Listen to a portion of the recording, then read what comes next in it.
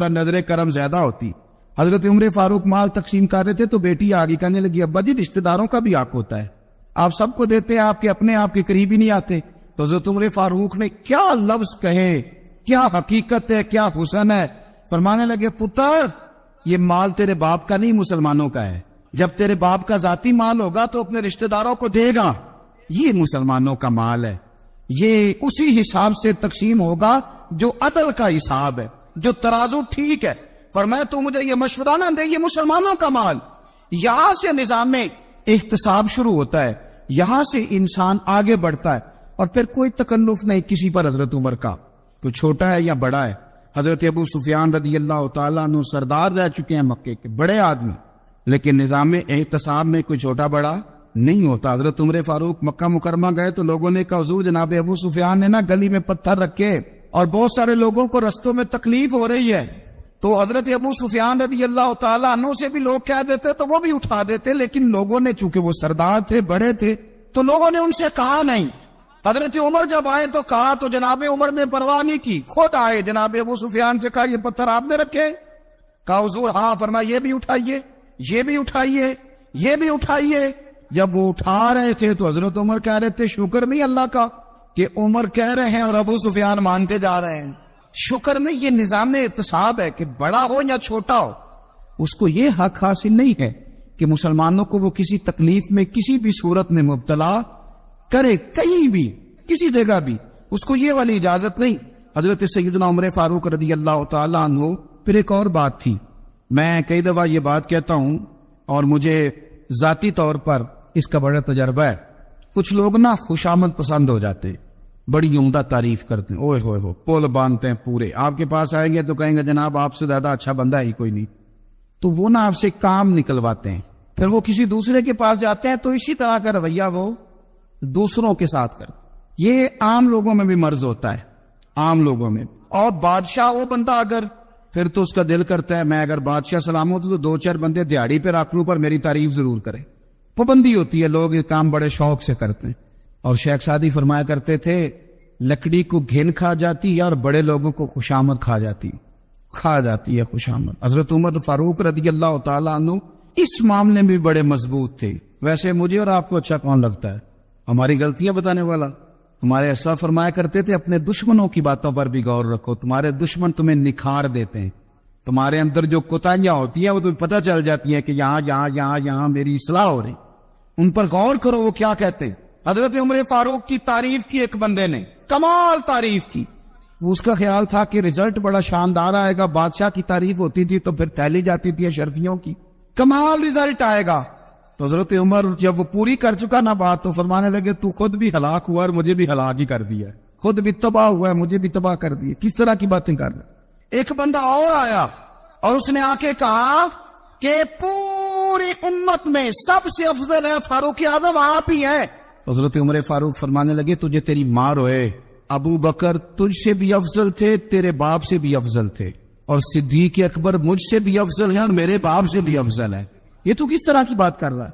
यहाँ हर शय हजम नहीं हो जाती, फौरी तौर पे लोग डकार भी पूरा नहीं लेते। कुरान मजीद ने कहा, फला तुज़क्कू अनफुसकुम हुवा अअलमु बिमन इत्तका, अपने मुंह से ना कहो मैं पाक साफ हूं, अल्लाह ज्यादा बेहतर जानता है कि तुम में से परहेजगार कौन है।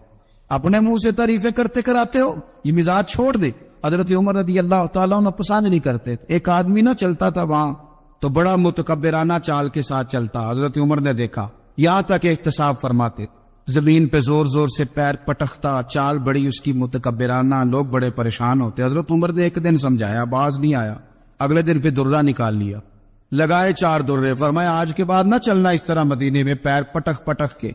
उस वक्त तो उसे गुस्सा लगा, लेकिन कुछ देर के बाद ना जब गुस्सा उतरा तो हजरत उमर के पास आया, कहने लगा, हुजूर अल्लाह आपका भला करे, आपने दुर्रे नहीं मारे, आपने तो शैतान भगा दिया जो मेरे साथ चिमटा हुआ था, चिमटा हुआ शैतान आपने मुझसे भगा दिया है। याद रखें, मुस्नद इमाम अहमद बिन हंबल में हदीस है, अल्लाह के प्यारे रसूल सल्लल्लाहु अलैहि वसल्लम फरमाते हैं, जो दुनिया में मुतकब्बिराना चाल के साथ चलता है ना, कयामत के दिन वो अल्लाह से इस हाल में मिलेगा कि रब उससे नाराज होगा।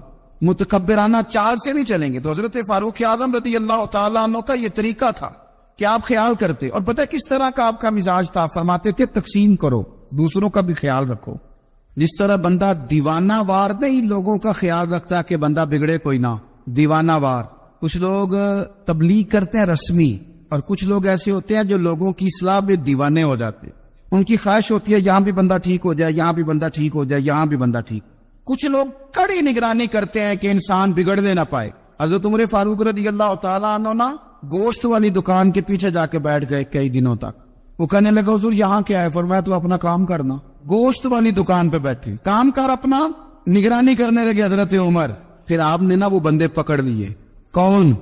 جو 2 دن مسلسل گوشت خریدنے آئے, پکڑ کے کھڑا کر لیا. فرمایا تو کل بھی گوشت لینے آیا تھا؟ حضور ہاں. فرمایا آج پھر کھائے گا؟ حضور جی. تو آپ فرمانے لگے کیا تیرے محلے سے غربت ختم ہو گئی ہے؟ تیرے رشتہ دار سارے پیٹ بھر کے کھاتے ہیں, تو 2 دن گوشت لینے آتا ہے. فرمایا آج کے بعد مسلسل گوشت لینے آیا تو درے سے ماروں گا, خبردار یہ کام نہ کرنا. یہاں تک نظام احتساب کا جب خیال رکھا جائے پھر حالات بگڑا نہیں کرتے, پھر وہ قابو میں رہا کرتے. حضرت عمر فاروق رضی اللہ تعالیٰ عنہ اس ترتیب کے ساتھ اصلاح کرتے, اس ترتیب کے ساتھ. سیدنا فاروق اعظم رضی اللہ تعالیٰ عنہ کی ایک بات آخر میں عرض کرنی ہے, وہ میں بھی اپنے اوپر لاگو کروں, آپ بھی غور کریں. حضرت عمر فاروق رضی اللہ تعالیٰ عنہ نے نا خط لکھا حضرت ابو موسیٰ اشعری کو. آپ فرمانے لگے یاد رکھنا جو گورنر, جو امیر اپنے رب کریم کی فرما برداری کرتا رہتا ہے نا, اس کی رعایا بھی اس کی فرما برداری کرتی. اور جو لوگ اپنے رب کریم کی فرما برداری چھوڑ دیتے ہیں, پھر جنہوں نے ان کی فرما برداری کرنی ہوتی ہے وہ ان کی فرما برداری چھوڑ دیتے. آپ نے سپہ سالاروں کو خط لکھے تھے, فوج کے جو جرنیل تھے, کمانڈو تھے, ان کو خط لکھے تھے. فرمایا جو سپاہی نماز نہیں پڑھتا اسے فوج سے نکال دو, اور ساتھ لکھا تھا یاد رکھو جو رب کا وفادار نہیں وہ ہمارا کیسے ہو سکتا ہے, نکال دو ان لوگوں کو, فوج سے الگ کر دو. ہم آج جو بے پناہ پریشان ہیں, ہمارے بچے بات نہیں مانتے, شاگرد بات نہیں مانتے, ہم شکوے کرتے ہیں, بے ادبی بڑھ گئی. ادب کے ساتھ میں گزارش کروں گا بڑوں کی بارگاہوں میں, جو میری طرح کے بڑے بنے ہوئے ہیں, بزرگوں سے نہیں بات کرتا, ان سے میں کہوں گا کہ ہمیں ایک دفعہ اپنے اوپر بھی تو غور کر لینا چاہیے. کہیں ایسا تو نہیں ہے کہ ہم جب تک اللہ تعالیٰ کے فرما بردار تھے, جب تک ہم تقوی کے معیار پر تھے, ہماری بات ماننے والے ہماری بات مان رہے تھے, کہیں ایسا تو نہیں کہ ہم اس معیار سے ہل گئے ہیں, تو اب جو ہمارے فرما بردار تھے وہاں سے ہل گئے. حضرت عمر رضی اللہ تعالیٰ عنہ فرمایا کرتے تھے کہ لوگوں کو عجب میں مبتلا نہیں ہونا چاہیے. خود پسندی کا جو ماحول ہوتا ہے اس سے لوگوں کو ہمیشہ نکلنا چاہیے. حضرت عمر کے ایک صاحبزادے نے کنگھی کر لی, اچھا لباس پہن لیا تو درہ مارا جناب عمر نے. تو آپ کی بیٹی کہنے لگی ابا یہ تو بالکل جائز ہے, اچھے کپڑے پہننا, اچھا لباس پہننا اور سر میں کنگھی کر لینا, اس پر درہ کیوں مار دیا؟ تو آپ فرمانے لگے بیٹا یہ خود پسندی میں مبتلا ہونے لگا تھا, یہ اپنے آپ کو بہت بھلا سمجھنے لگا تھا, اس کا خیال تھا کہ میں ہی ہوں, میرے علاوہ کوئی نہیں.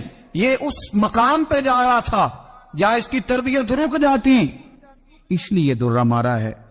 ایک دفعہ حکومتی معاملات کے اندر آپ کی اہلیہ نے مشورہ دینا چاہا, بڑے کام بیویاں نہیں کرتی, بڑے بڑے معاملات میں مداخلت نہیں کرتی. ہمارے بر صغیر میں وہ بادشاہ نہیں گزرا کہ جو فیصلہ کرتا تھا تو کرسی پہ بیٹھ جاتا تھا اور پردے کے پیچھے اس کی بیوی بیٹھ جاتی تھی, اور جب وہ فیصلہ سنانے لگتا تو یوں گردن پیچھے کرتا اور اہلیہ جو کہتی وہ فیصلہ سنا دیتا. لیکن ایک دفعہ خاتون نے ایک آدمی کو حضرت عمر نے معزول کیا, تو آپ کی اہلیہ نے اس آدمی کی اہلیہ حضرت عمر کی اہلیہ سے ملی ہوگی, تو خاتون نے ذرا سفارش کرنی چاہیے. تو جناب عمر فاروق رضی اللہ تعالیٰ عنہ کے ہاتھ میں عصا تھا, ڈنڈا تھا, 2-3 دفعہ زمین پہ مارا, اور میں تمہیں کس نے اجازت دی ہے حکومتی معاملات میں مشورہ دینے کی؟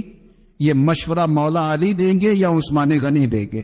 آپ کو کس نے اجازت دی؟ وہ حکومتی معاملات, وہ مسلمانوں کا اجتماعی معاملہ, وہ مسلمان دیکھیں. آپ کو اس میں آنے کی اجازت نہیں ہے. جو آپ کی ذمہ داریاں ہیں, آپ کے حقوق ہیں, ان پر آپ بات کریں.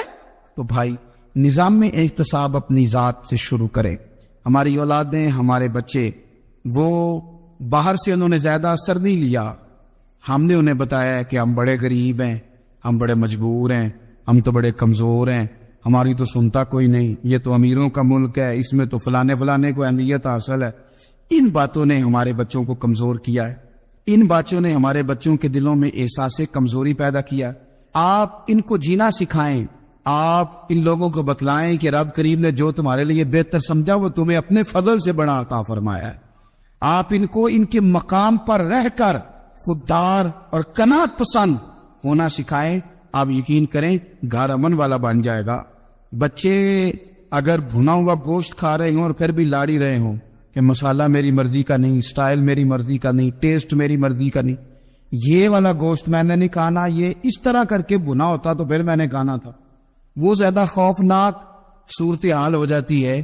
لیکن اگر ابا جی اماں جی گھر والے کھیتوں میں کام کر رہے ہوں اور بچے اچار کے ساتھ روٹی لے کے جائے اور بننے میں بیٹھ کے پھٹے پہ بیٹھ کے وہ پھر کھانا شروع کریں، اور جب وہ اچار آئے اور وہ ایک دوسرے کو کہیں کہ آج تو 2 کلے ہو گئے میرے کام کے، اس دفعہ تو دیکھنا ہماری فصل کتنی شاندار ہوگی. ایک دوسرے کو دیکھ دیکھ کے وہ ہنسی اور مسکرائے اور ان کی باتوں میں لذت ہو، اور پھر وہ کہیں کہ آم بڑے اچھے مل گئے تھے، دیکھو اچار کتنا سونا آ گیا ہے، دیکھو یہ کس قدر زیادہ اچھا ٹیسٹ ہے، تیل بھی بڑا اچھا ہے، گال بھی بڑے وقت پہ گیا ہے. آپ یقین کریں یوں لگتا ہے کہ کائنات کی سب سے بہترین روٹی یہ لوگ کھا رہے ہیں.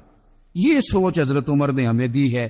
حضرت عمر کا بیٹا مصر گیا، وہاں سے کمائی کر کے لایا، تجارت کرنے گیا، لاکھوں کا مال. کون سا باپ ہے دنیا میں جس کا بیٹا باہر سے پیسے لے کے آئے تو ابا تفصیل پوچھے کہ بیٹا کہاں سے کمائے، کہاں سے لایا، کتنے ملے، کیوں آئے؟ کون سا باپ تفصیل پوچھتا ہے؟ ابا تو کہتا ہے لا صحیح اور طریقے کرتا ہے، میرا بیٹا بڑی کمائی کرتا ہے. کبھی پوچھا ہے اس سے کہ ڈیوٹی صحیح دیتا ہے کہ نہیں؟ کبھی پوچھا ہے کہ تو ایمانداری کی روزی لاتا ہے کہ حرام کی کماتا ہے؟ یہ باپ کی ذمہ داری ہے، یہ اماں کی ذمہ داری ہے. پھر کہتا ہے بیماری کیسے آ گئی، پریشانی کیسے آ گئی؟ تو نے کبھی سوال کیا اپنی اولاد سے؟ حضرت عمر فاروق رضی اللہ تعالیٰ عنہ کا بیٹا مصر سے پیسے کما کے لایا تو جناب عمر نے بلایا اور میں بیٹے اتنی تو تیرے پاس راش ہی نہیں تھی، تھوڑے سے تو پیسے لے کے گیا تھا، اتنی کمائی کیسے ہو گئی؟ اتنے تو پیسے نہیں تھے صاحب، کہاں سے کمائی لائے؟ اس نے کہا ابا جی وہ جو میرے چچا ہے نا مصر کے گورنر، آپ کے دوست، انہوں نے میری مدد کی ہے. فرمایا جتنے لوگ گئے تھے سب کی ہے مدد؟ اس نے کہا نہیں صرف میرے کی. فرمایا تیرے کیوں کی؟ کہا حضور آپ کے دوست ہے. فرمایا چپ کر، حضور انہوں نے مجھے اتنے پیسے دیے، میں نے کاروبار میں ڈالے تو نفع آیا تو میں ان کی رقم دے کے. فرمایا خاموش ہو جا، باقی جتنے لوگ گئے تھے سب کی مدد کی؟ اس نے کہا نہیں حضور صرف میری کی. فرمایا اس نے تیری مدد نہیں کی، اس نے خلیفہ کے بیٹے کی مدد کی، اس لیے کہ وہ خلیفہ کو اپنے حق میں نرم کر سکے. فرمایا آدھا مال تیرا ہے، آدھا مال غنیمت کا ہے، مال خزانہ کا ہے، مسلمانوں کا ہے، اس لیے کہ تو جو وہاں سے مال کما کے لایا ہے وہ اپنے باپ کے خلیفہ ہونے کی وجہ سے کما کے لایا ہے، لہذا رکھ ادھر. یا کہتے ہیں کدھر سے آیا، کیسے آیا، کون سا حساب دے، کیا کرے؟ او بھائی حضرت عمر رضی اللہ تعالیٰ عنہ کا اپنی اولاد کے بارے میں یہ رنگ ہے. ایک جنگ سے نا خوشبو آئی، خوشبو بڑی مہنگی ہوتی تھی، عرب میں خوشبو آج بھی بڑی مہنگی ہے، وہ زیادہ استعمال کرتے. میری باتوں کی سمجھ آ رہی ہے میرے بھائی؟ بڑی مہنگی خوشبو تھی. جب وہ خوشبو آئی تو حضرت عمر نے کہا، گھر میں پہلے پہنچی حضرت عمر کے، چونکہ زیادہ عورتیں استعمال کرتی تھی گھر کے اندر خوشبو، مرد بھی لگاتے. حضرت عمر نے اپنی بیوی سے کہا، آپ کی زوجہ تو تھی وہ بڑی خوشبو کو پسند کرتی. حضرت عمر نے اپنی زوجہ سے کہا کہ خوشبو لاؤ، میں نے ایک عورت کی ڈیوٹی لگائی ہے، وہ خوشبو تول کے نا تو حصہ برابر صحابہ میں بانٹ دے گی. تو آپ کی زوجہ کہنے لگی کسی بی بی کی ڈیوٹی لگانے کی کیا ضرورت تھی، میں جو موجود تھی بانٹ دیتی ہوں تول کے حصہ برابر. آپ نے فرمایا نہیں تو رہنے دے، فلانے بی بی بانٹے گی. حضور میں نے بھی بانٹنی ہے، میرے پہ کچھ حق ہے؟ آپ نے فرمایا نہیں تو تفصیل نہ پوچھ، تو خوشبو دے دے، کوئی اور بانٹے گی. خاتون کھانا پینا کہنے لگی نہیں مجھے بھی آج آپ کو بتانا ہی پڑے گا کہ کوئی جو بانٹ سکتی ہے تو میں کیوں نہیں بانٹ سکتی؟ زوجہ کہتی عمر نے بات کی تو میری چیخیں نکل گئیں. حضرت عمر فرمانے لگے جب تو خوشبو بانٹے گی نا تیرے ہاتھوں کو بھی لگے گی، تیرے دوپٹوں کو بھی لگ جائے گی. اگر رب کریم نے مجھ سے سوال پوچھا کہ عمر خوشبو تو مسلمانوں کی تھی، تیری بیوی کے دوپٹے کو کیوں لگ گئی، تو میں اللہ کے حضور کیا جواب دوں گا؟ اگر اللہ نے یہ سوال کیا کہ تیری بیوی نے کیوں لگائی، وہ تو حصہ تھا مسلمانوں کا، تو تو نے تیری بیوی نے کیوں لگائی؟ تو فرمایا میں نہیں چاہتا کہ اللہ کے حضور مجھے اور تجھے باز پرس ہو، لہذا کسی اور کو بانٹنے دے. زوجہ روئی اور تڑپ کے کہنے لگی عمر مجھے لگتا ہے صبح قیامت بھی تیری بیوی ہونے کی وجہ سے اللہ مجھے جنت عطا فرما دے گا، تیری زوجہ ہونے کی برکت سے. بھائی یہ معیار رکھا، خدا کی قسم ایسا شخص تاریخ میں دوبارہ نہیں آیا. اتنا بڑا آدمی، اتنا بڑا شخص، اتنا بڑا آدمی، اور پھر رنگ یہ ہے کہ عمر 22 لاکھ مربع میل کا حکمران، اور کھجور کے درخت کے نیچے مٹی کا ڈیلا لے کے سو گئے ہیں، پرواہ کوئی نہیں. کوئی مسئلہ ہی نہیں. 2 غلام ساتھ بیٹھے, ایک روٹی حضرت عمر نے گھر سے منگوائی, تھوڑا سا سرکہ, تو غلام کہنے لگے ہم نے بھی کھانی ہے. فرمایا کوئی حرج نہیں, روٹی کوئی پیٹ بھر کے کھانا ضروری تو نہیں, 3 حصوں میں بانٹ لیتے. ایک آدمی آیا ہوا تھا مصر کا رہنے والا ملنے کے لیے, اس نے پوچھا عمر کدھر ہے, تو کہا وہ ادھر جاؤ مسجد میں بیٹھے ہوں گے. اور واپس آیا تو کہنے لگا وہاں تو 3 غلام بیٹھے, ایک روٹی بانٹ کے کھا رہے ہیں, لگتا ہے کئی دنوں سے روٹی نہیں ملی. 3 غلام تو کوئی نہیں, وہاں 2 ہی تھے, تیسرے تو امیر المومنین تھے. اس نے کہا نہیں 3 غلام ہیں, کپڑے بھی ایک طرح کے پہنے ہوئے, بلکہ 2 کے تو پھر صحیح ہے, تیسرے کے تو زیادہ مارے ہیں.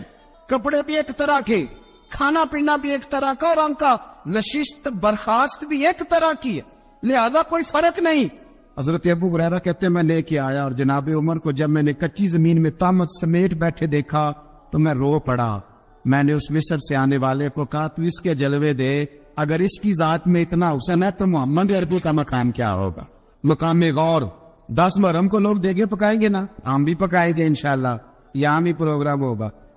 تو 10 محرم کو جو دیگ پکنی ہے تو ایسا نہیں ہو سکتا کہ 1 محرم کو حضرت عمر کے نام کی بھی کوئی پک جائے. اگر امام حسن حسین کے نام کی دیگیں پکے تو جو امام حسن حسین کے سے پیار کرنے والے ہیں, جو امام حسن حسین سے, ہم لوگوں نے بھی عجیب رٹا اپنایا ہے نا, ہم لوگ بات کا ایک پہلو دیکھتے ہیں دوسرا نہیں دیکھتے. حضرت امام حسن اور حسین کو بھی نبی پاک نے شہید کہا, اور جناب عمر کو بھی رسول اللہ نے خود شہید فرمایا. فرمایا شہید ہے, خود فرمایا اپنی زبان سے کہ یہ شہید ہے, خود میرا عمر شہید ہے. ان کے نام کی دیگ نہیں پکنی چاہیے, اس طرف نہیں ہماری توجہ ہونی چاہیے. اور اہل بیت نبوی, یہ بات میں پہلے بھی کرتا ہوں, آج پھر کرنا ضروری سمجھتا ہوں. اہل بیت کا پیار سن لو کان کھول کے. اہل بیت کا پیار اگر ہمیں کسی نے سکھایا ہے تو سیدنا عمر فاروق نے سکھایا ہے. اہل بیت نبوت کی محبت اگر کسی نے سکھائی ہے تو کس نے سکھائی ہے؟ بول کے بتائیے. حضرت عمر نے. اہل بیت کا پیار ہمیں حضرت عمر نے بول کر کے سکھایا ہے. بھائی یاد رکھے, کسی کی طاقت نہیں تھی دم مارنے کی حضرت عمر کے سامنے, طاقت ہی نہیں تھی. کیسر و کسرا کانپ جاتے تھے, جرأت ہی نہیں کرتے تھے حضرت. اور ہمارے تو تعلقات بڑے ہیں نا غیروں سے. حضرت ابو موسیٰ اشعری رضی اللہ تعالیٰ عنہ فرماتے ہیں میرا منشی عیسائی تھا, وہ کاتب کہتے تھے وہ لوگ, میرا حساب کتاب عیسائی تھا. تو فرماتے ایک دن میں نے وہ سارا حساب کتاب لین دین کے حضرت عمر کو دکھایا تو فرمانے لگے جس میں لکھے ہیں اس کو بلاؤ. کہنے لگے ضرور مسجد نہیں آ سکتا. کیوں نہیں آ سکتا؟ کہنے لگے وہ عیسائی ہے. کہتے ہیں حضرت عمر جلال میں آ گئے. آپ فرمانے لگے جنہیں رب دور کرتا ہے تم کیوں قریب کرتے ہو, یعنی اللہ دور کرتا ہے. فرمایا تم غیروں کو اگر عہدے دو گے تو اپنوں کا کیا بنے گا؟ اگر تم غیروں کو عہدے دو گے تو اپنوں کا. ہم نے غیروں کو عہدے دیے تو دیکھا نا اپنے کس طرح کاٹے جا رہے ہیں. غیروں کو جو عہدے دے دیے, جرانے سارے غیروں سے روز دعویٰ ہوتا ہے چین ہمارا سجن ہے, چین ہمارا دوست ہے. او بھائی دوست ہے تو اس سے کہو نا کہ برما تو تمہاری ایک چھوٹی سی ریاست ہے, چین کے بغیر تو وہ سانس بھی نہیں لے سکتا. اس کو کہو نا اس حکومت پہ دباؤ ڈالے. لیکن ہم لوگوں نے غیروں کو ہوتے دیے تو اپنے پس گئے. حضرت عمر کہتے تھے ذمی کا ہم ادب کریں گے. ذمی کافر کا ہم, ایسا کافر جو مسلمان ریاست کو قبول کرے, بدامنی نہ پھیلائے. ایک آدمی کو آپ نے دیکھا آنکھوں سے نابینا ہے اور بھیک مانگ رہا ہے, تو حضرت عمر کو نظر آ گیا. فرمایا کون ہو؟ اس نے کہا میں یہودی ہوں. فرمایا بھیک کیوں مانگتی ہو؟ کہا جب تک تندرست تھا مسلمانوں کو جزیہ دیتا تھا, بوڑھا ہو گیا ہوں کیا کروں. حضرت عمر نے گھوڑے کی پشت پہ بٹھایا, کافر کو گھوڑے کی پشت پہ بٹھایا اور بٹھا کے مدینے لائے. حضرت علی شیر خدا وزیر خزانہ تھے. فرمایا علی اس کا وظیفہ جاری کرو. کہا یہ کون ہے؟ فرمایا یہ یہودی ہے لیکن یہ ہمیں جزیہ دیتا رہا, بوڑھا ہو گیا بیچارہ, بھیک مانگنے پہ مجبور ہے, ہماری حکومت کے اندر رہتا ہے, اس کا پورا وظیفہ جتنا خرچہ اتنا وظیفہ لگاؤ. حضرت علی کہتے میں وظیفہ لگا رہا تھا اور وہ میرے نبی کا کلمہ پڑھ رہا تھا, وہ رسول اللہ کا کلمہ پڑھ رہا تھا. یہ مزاج یہ نہیں کہ کافر. حضرت عمر نے گورنروں کو خط لکھے تھے کہ زبردستی کسی کو مسلمان نہیں کرنا, جہاں ان کی عبادت گاہیں بنی ہو تو گرانی نہیں, کوئی مندر کوئی گرجا ضائع نہیں کرنا. اسلام سب کو جینے کا موقع دیتا ہے, پر بے ایمانو ظالمو بدذاتو تمہیں یہ کہتا ہے کہ ہم تمہیں جینے کا موقع دیتے, تم بھی